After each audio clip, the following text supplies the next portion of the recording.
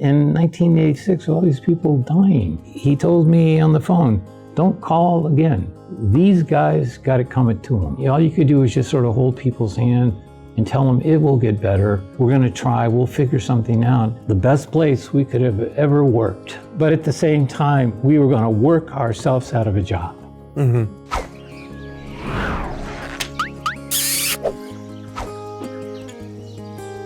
Texas Health Action Honoree Roundtable video. Take one, Mark. Starting out. How do all of you know each other? Well, I can start that way. Okay. The first time I met you was you were coming, I don't remember the year, but you were coming to interview for a residency position. And you had come down from El Paso. I was just so amazed. I probably had interactions with like hundreds of potential residents, but none of them stick out like you. Oh, wow. And it had to do with the fact that you were thinking about, well, how do you attract the best people to come and be part of the residency program? And you had this sort of compassion and interest that just kind of came through. And I was just like thinking, if we can only get her, we'll be okay as for this residency program. And it was probably one of the best decisions that I think our residency program ever made was getting you as a resident. You were like the chief resident and a faculty member, and then the president and the residency director, and you kind of kept everything sort of going and together. Not only just the research that came out of the HIV study group and that eventually grew into the Central Texas Clinical Research, the side visit into creating Christopher House. And I'll never forget that interaction in that day, sitting down there across the table from you and talking. Well, I remember crying. Well, because I didn't want to come here. I didn't think that I fit in, and I also wasn't super excited about the other residents that I had met because they were a different generation, sort of. They all felt like they were like hippies, and I was like not that. But then I ended up going there because my husband made me. He wouldn't move again. He was like, we are staying here, and that's that. What year was that? I think it was 1990 or 1990. No. It was 1987. Things had already started to get bad with the HIV epidemic and what we were seeing with AIDS patients. Things just continued to get worse. And one of the main things that came out of that through the American Foundation for AIDS Research that brought clinical trials that really had this incredible impact on patients' lives. Because at that time we had nothing to offer. It was like, well, would you like to be in a research study? And essentially what we did was like, we would do one study and then that would end and there would be another one. So the patients just went from one study to another, to another, to another, and we just tried to keep them alive. I still have a number of patients that were in some of those original trials.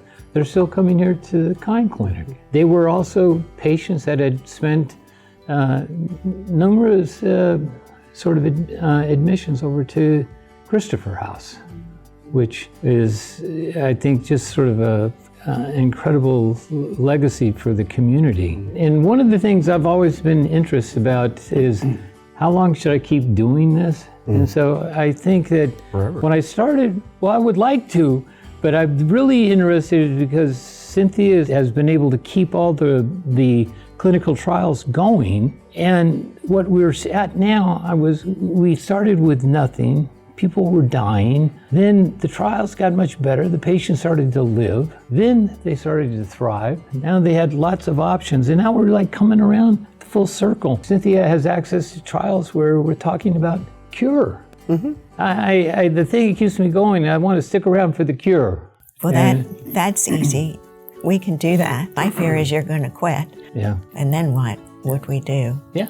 Well, we'll find something else, I guess, to tackle. But again, is that for somebody who's been practicing medicine now for like 40 some odd years. I think back to some of those really horrible times at the late 80s, early 90s, and just think, oh, this is just going to continue to get worse. But it got so much better in a short period of time, and then to think about, well, we're on the cusp of trying to almost figure out how to cure this. We're getting closer and closer all the time. I think that's when I met both of you was at David Powell. Yes, I was at David Powell. I think so the one on Clarksville was the one that when I got diagnosed over at, I think it was Peoples with 42 T cells, right? Ooh. So I went over to David Powell and then I had met y'all two in different visits. I went through those clinical trials. I know Dr. Brinson was always like, what are we going to do? What are we going to find? And eventually they came out with, I think it was ritonavir. Ritonavir was first. Yeah, It was that thing. Kaletra and ritonavir. Yeah, and it had that little ice chest that I had to carry around all the time with me, no matter where I go. Like I was married, I had to be married to this thing. It was 17 pills, you know.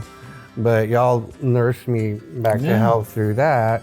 And then, of course, Dr. Brinson became my primary doctor and seen me go through all the cancer treatments. And she was just the best doctor I've ever had. You know, I went to a lot of doctors. We like to joke that I got rid of a lot of doctors in my quest, which I did. Well, you know, he always says that. And I remember the day he told me that. He was working, he came over for a visit and I saw him. And he said, well, I've decided that you're my doctor. Well, I had no idea that I wasn't his doctor prior to that. I was like, this doesn't make any sense, you know? And then he said, well, I've been interviewing and I've decided. And I was like, okay, whatever, you know? But I think that's how I met y'all. And then I met Tim through my late husband, Stephen. Tim was one of his clients. At Winstead, right? At Winstead Secrets. After I started to recover from my sickness, wanted to get into some volunteer stuff, and so that evolved into the Octopus Club. Oh, and yes. so we started basically throwing all these HIV fundraiser parties to give back and to try to, you know, fight against HIV through that. And man, we had a lot of fun. So when I first met Mark, well, I'd met Stephen first, his late husband. And Stephen, you know Stephen, he was the cutest, most fun guy. Yeah. Then I meet Mark and like, oh my God, these two are together? I thought he was the meanest guy I'd ever met. Oh. He was just I didn't always know cranky. that. Oh yeah. But then he grew on me. I got to know him. I was pretty cranky. I'm still pretty cranky.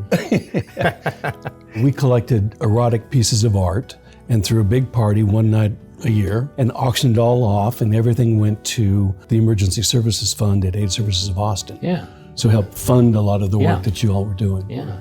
Raised a lot of money in those days. Raised a lot. I think today it was like $4 million or something. That's right. That's why I called Mark, because I knew he had been on the Octopus and I knew that he could raise money. I thought we would just do the medicine until the doctors in town started prescribing the medicine, but that didn't work out.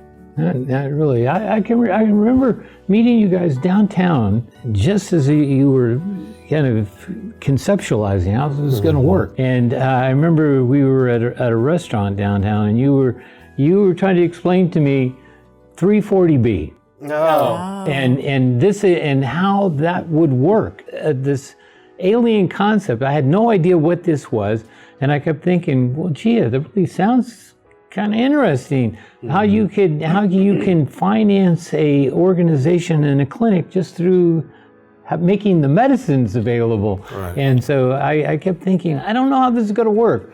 And I was amazed that, like, not that shortly after that, maybe 6-8 months ago, you guys put it all together, and it was like, wow. Yeah, it was impressive, right? And it was like incredible. And we ended up over there on Medical Parks Parkway. But the minute we moved into the next place, it was too small. Cynthia and I were doing some talks on the road and in the community about the concept of PrEP. How could you prevent HIV? And then once this organization came into, and you had the buses, the blue pills. Get the pill that yes. prevents HIV. And it was, it exploded. That was your idea. It was that, and I mean, I still hear people say, when are you going to bring the buses back? And anytime the amount of PrEP in the community is going down, utilization, it's like, well, you got to bring the buses back. That's right. Yeah, so that was like incredible marketing idea. It was very great. effective.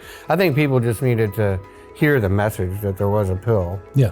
and that it was super effective at preventing HIV because it was an unknown thing. You know, it's like, what? There's what? I just think there was some nervousness in the community around promiscuity and increased STD rates and things like that. But come to find out, people were having sex anyway, Yeah. like they always have. I just think it just took one of those conversations, you know. Well, it took someone with a vision to make it happen, like you. Great. Well, group of like people. all of us. All of us, yeah. But I think that what you have said was very true. I think a lot of people, they kept referring to, well, you're promoting bad behavior. It's not bad behavior we were trying to promote. We were trying to prevent people from getting infected. And so, just as you said, people are going to do what they're going to do.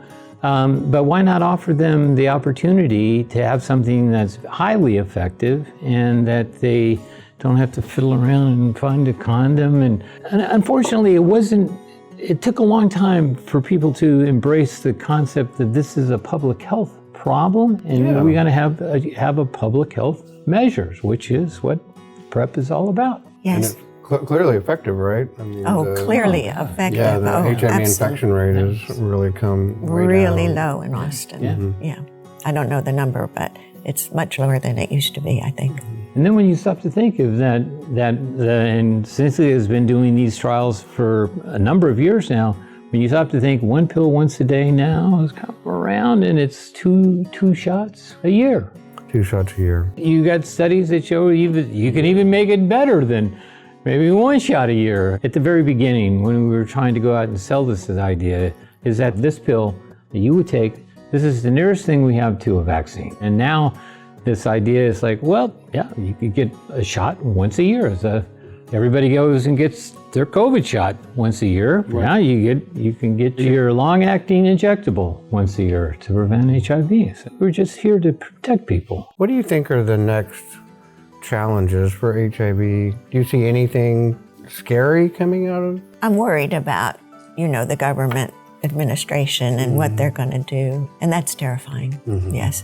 And already Africa's not in good shape. Right. Yeah. From the cuts in the USA. Yeah. And all that. Yeah. Yeah. But I think that they think that this needs to keep happening and we need to keep talking to people and trying to prevent disease. So that's good. The healthcare delivery system that we have in the country is so fragmented, and we have winners and losers. It seems that space between the winners and losers keeps getting bigger and bigger. Two-tiered system. Very much so. Because I think at the end of the day, unfortunately, we're still dealing with marginalized people that a lot of other people in this country don't really embrace and just want to attack. We're going to take care of everybody. If you need help, we're here to help you. How could you get any better than, what's the name of your clinic? The Kind Clinic. That was a really good choice. That Oh, was, God. That was. There's a lot of conversations. There was a lot of arguing. back and forth. Yeah, that day, because we had to decide, To decide the name. And I think we had- It was like 3 or 4 hours. We Oh, sat yeah, there and argued hours. about the name. Yes, hours, yeah. But it's a But I think great you're right. name. Yeah. Really good name. Wonderful. The 340B provides care to people who are indigent and need it from the insured folk, from the insured patients who come in, get the same level of care, same quality level of care, but the access into the STDI services and things like that are being paid for. It's a beautiful way to give back, right? Yeah. For the people that are insured, all they have to do is come in, get their medication, have insurance pay for it, and then for the people who are uninsured, they can get the same services for free or low cost.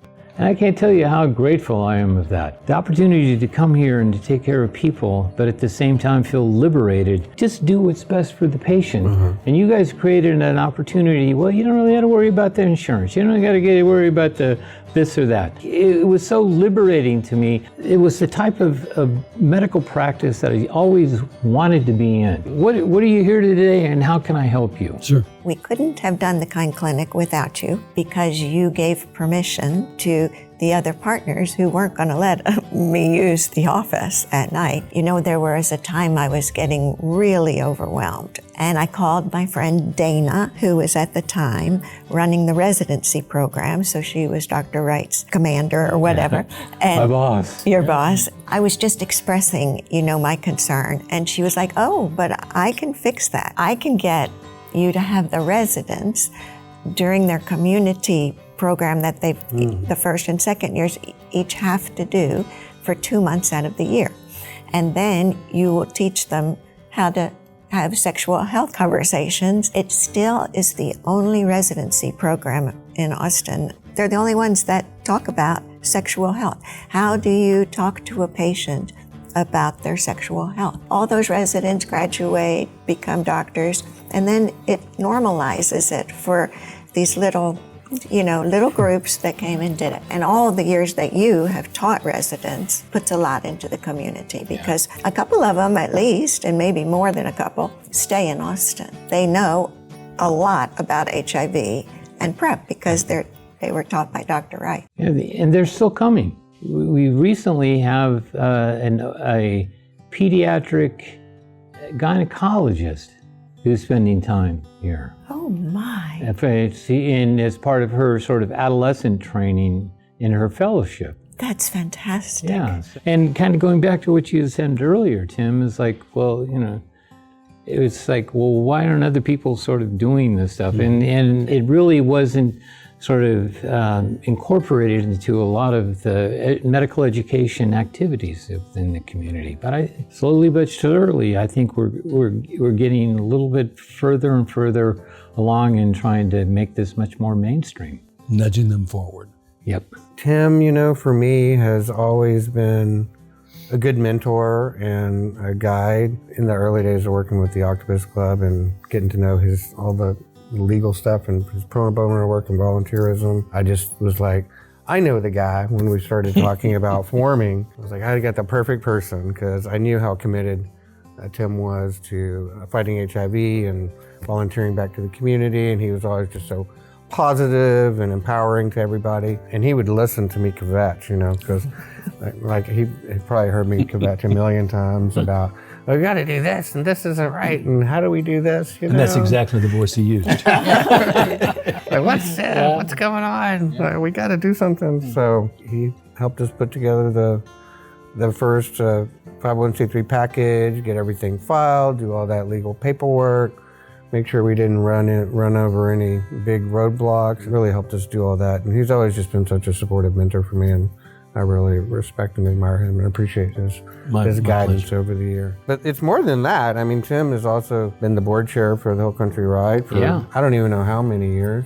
I don't really either. I think it's somewhere between 12 and 15. Yeah, a long time. So it could be bike riding. The Kind Clinic is now currently a recipient of the Hill Country Ride for AIDS, right? It's amazing. And they raise, what, 500, 600? I don't know. We raise about $500,000 a year. $500,000 a year. And that we contribute to 9 different agencies in Central Texas, including some of the ones that you were talking about earlier, like David Powell, and AIDS Services of Austin, now Vivant, Kind, Ashwell, Community Action, Community Care, Project Transitions. Project Transitions, of course, What would the community have done if you weren't out there raising the money? It takes a community to do it. Yes. And we call it the community of kindness. We came up with that before y'all. At the clinic. Well, that is just perfect. But it's an incredible organization. I do a lot of different charity rides, but there's nothing like this one. It's so much fun. Every pit stop is like a party you don't want to leave. Yeah.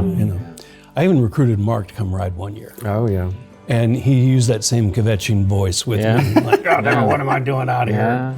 It was a tough year. I was on an old mountain bike, 42 miles. Ooh. I had practiced, I think, maybe once. But Tim stuck with me through the entire 42 miles. I think we were like 10th from the last. I think so. Yeah, Tim could have been probably first because, he's a skilled cyclist. I'm not a skilled cyclist.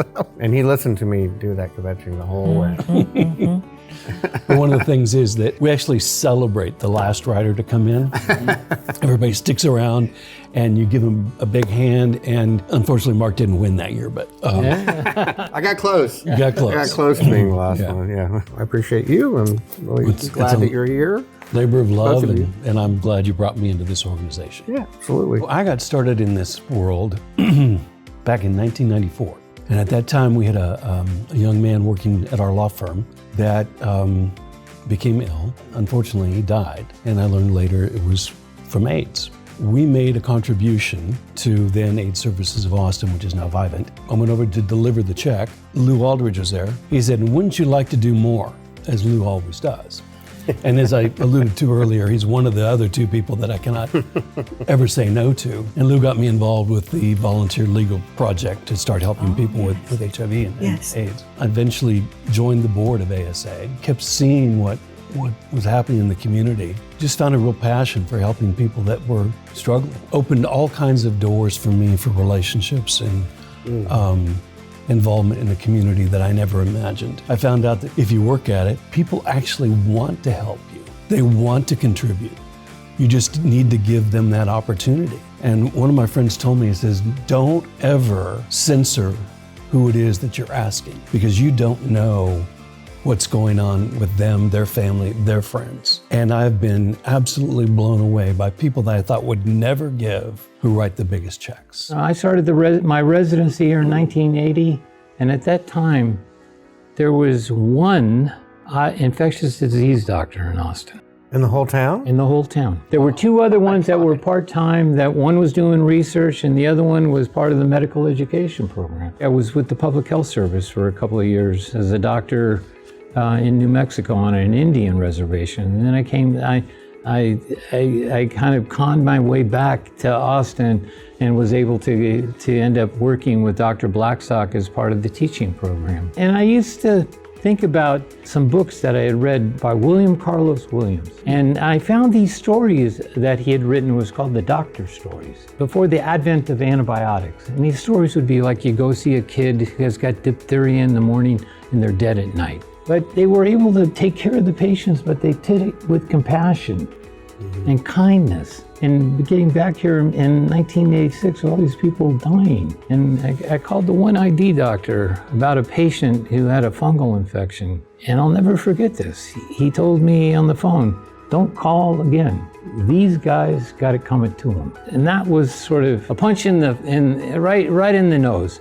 And so I figured, well, this is your opportunity to take care of all those people who need help, and you don't have any treatments, but at least you can give them kindness and compassion. And a lot of it just had to do with sort of Cynthia's vision about how you could create clinical trials. But that period of time for about 7 or 8 years, when all you could do was just sort of hold people's hand and tell them it will get better. We're going to try. We'll figure something out. I'll never forget the day that Cynthia had kind of, and with a number of other people, had put together Christopher House as a AIDS hospital. I guess it was 97, 98. Things had gotten so much better. We went from 15 admissions a day down to 3 or 4, and it became, well, you know, people aren't sick and they don't need this. The best place we could have ever worked.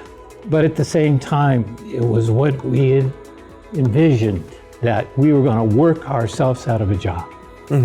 At the heart and soul of the community are people like right here on this table, and there's so much goodness and kindness. Even though the .com, IT people, bubble people, whatever it is, they still, I think the heart and soul still exist here. And it's sort of like the ghost of the Armadillo World Headquarters is still alive here. When I was so sick with HIV and AIDS, it was a terrifying experience in so many ways, but just knowing that there were people that were going to fight for you, it meant everything, right? Because you just can't go to bed desperate when you're sick, because there's really no hope. So you have to have something to cling on to. That's what brought all this forward. Just got to give back, got to open it more doors for people, open up more access, open up more kindness, I think. Being able to comfort people and help them through, even if there doesn't look like there is any hope, is hope. Well, and it's not over. I had a friend that was dying of lung cancer, very good friend. And he had me over to say goodbye. And one of the things he said is, it's something I want you to do for me. He said, I met someone when I was in the hospital who's a young orderly, and he has just been diagnosed with HIV. He's here from West Texas. He's from a conservative family, minority. The orderly talked to my friend about it. How did you live this long? I'm scared to death. And he said, there's people out there that will help you. Let me get you into the community. I can't do it, but my friend Tim will. And so he says, you need to take care of him. And so I got him to the Kind Clinic. He's being treated. It's a new world for him. It's a world of kindness. And it just showed me that no matter the strides we've made, it's still super important that we're doing this work. Going back to one of the things Cynthia said, the educational programs that we have here are training the next generation. And we have a number of people in this community now that have gone through the residency program. And I think it kind of all goes back to what we really wanted to do is practice medicine, but we wanted to practice humanistic medicine. You get to know them, they get to know you, and you take care of them. And you take care of them over a long period of time. I think we have a lot of doctors here now that sort of grew up with that experience, and partly because of what Cynthia had done as a residency director. It's been a beautiful, beautiful ride. And the doctors who trained under us, they're not afraid. They've seen it all. Well, one of the things that's always struck me about you, being a doctor, is just you never rushed. You always sat there and talked to me and let me ask my questions. And sometimes I would just go on and on trying to figure something out or trying to understand what was happening. When you would hold my hand, when you were going to stick me, and it's like, it's again that kindness and genuine care and support for someone that, you'll do whatever it takes to keep someone happy and healthy. Yeah. So I thank you for that. Yeah. Thank you. So when I think of kindness in action, I think about coming into things without judgment, trying to put yourself in the other person's shoes, understand where they've been walking, and to alleviate the stigma that goes around this whole HIV situation. That's what I think about. Every day I see this sort of kindness in action here. You open up the electronic medical record and you see the patients are coming, and people make a little comment as a new patient visit, and then it'll say has no health insurance, and next to it says doesn't matter. And that just sort of sums it up. You can see it on a day-to-day basis, but a lot of it is like it's in the background, and it's sort of like what you've done. We're so thankful that there are people in this world like you. We have been together for a long period of time. And one of the things I've always admired her about is that I like to just do things, and I like to take care of things. I've got like zero business sense, and she's brilliant about this and was able to kind of create the matrix to keep everything going. Well, it takes a whole community, though. Yeah. It takes the volunteers, it takes the writers, it takes the people who are willing to write the checks. Well, when we started the Kind Clinic, it was an unpaid clinic. We didn't have any money. But see, I was naive, and I thought, the doctors are going to pick up this Descovy thing. Or Truvada, they're going to start prescribing it. But Mark found the way to get the money. But that clinic for 2.5 years was 100% volunteer. No one got paid. Oh my God, you remember we'd have 20, 25 people volunteering in one shift. Yeah. On a Saturday morning. Yes. And people wanted that. Yeah. And what I've learned is we still have all the volunteers here at the Kind Clinic. And I've just decided that these volunteers are just holding up the whole world, because otherwise, how could there be, so many good things that come out of it? I think for me, kindness in action is just whenever you see injustice or you see something that someone else can benefit from, or when you see someone being bullied, not taken care of, or marginalized, or not getting the care that they need, is that you just try to do something about it, even if it's just lending them a hand or giving them a Kind Clinic phone number, starting a clinic, whatever you can do, doing something, and just trying to be thoughtful. It's true. All of that is true, but we still need money. Oh, yeah. You can always find money, but what you can't find is heart. You got to find the right people. And I'll never forget the first time I met you, I said, this is the right person.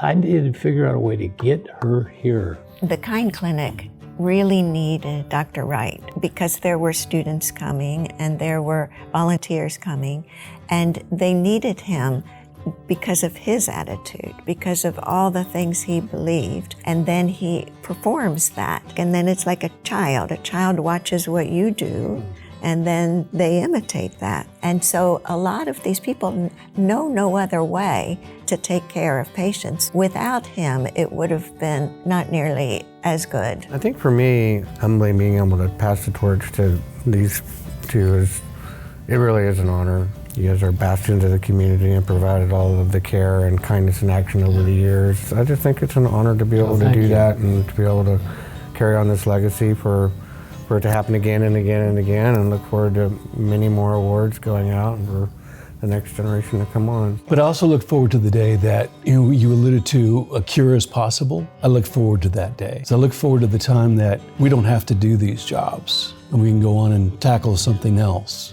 But until that time, I think we just have to keep doing what we're doing. I think so too. And I hope for the future that the Kind Clinic goes to other cities, that it spreads, and not just big cities, little places, because a lot of people don't know that HIV is still around. So one way to do it is to get Kind Clinics into communities where people can be seen and taken care of. Oh, I would definitely echo that. I believe exactly what Cynthia is. For the future, if we could just plant these seeds throughout not only our state, but other states, and use it as a sort of a model of good works. The medicine that we practice is like cutting edge and incredibly good. You can do it where you still hold the patient's hand, and part of my job is just to keep hope alive, and we're gonna work through this, and we'll get through this. I think for me, the hope is just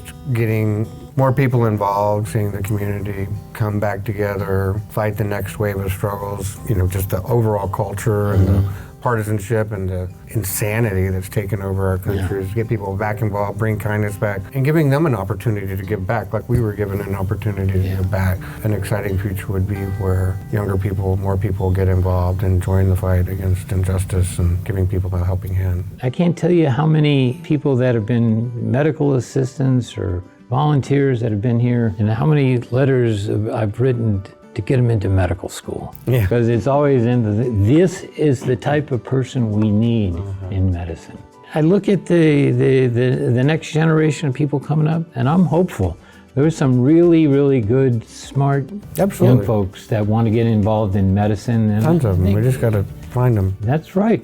And this is an opportunity for them to be able to say, well, yeah, God, it is possible to practice this type of medicine. I do agree with you that we should open more medical clinics. Yeah.